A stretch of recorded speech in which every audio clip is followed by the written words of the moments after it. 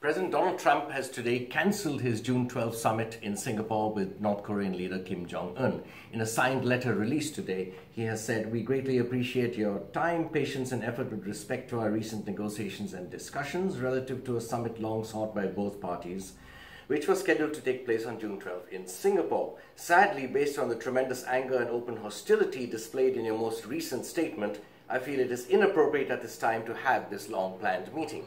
Importantly, though, he does say, someday I look very much forward to meeting you. If you change your mind having to do with this most important summit, please do not hesitate to call me or write." Now, did this come as a surprise to Korea watchers? Not really. President Trump himself has left open the question of this summit in recent days, simply answering reporters by saying, "We'll see." And North Korea, of course, reacted very badly, quite aggressively, to statements by National Security Advisor John Bolton, by President Trump himself, and by Vice President Mike Pence, citing the Libya model as a veiled threat to North Korea, that if they did not denuclearize, they could well go the same way as Muammar Gaddafi.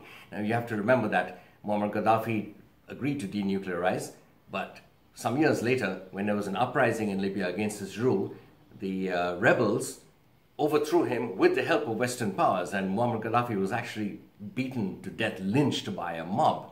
Now, the key issue here is denuclearization. The US's demand of North Korea is complete, verifiable, and irreversible denuclearization, commonly known by the shorthand CVID. Now, most Korea experts, again, were not surprised by this development because both countries have been on different pages on CVID. The US wants it to happen immediately, or at least have a really big demonstrable show that it has happened immediately.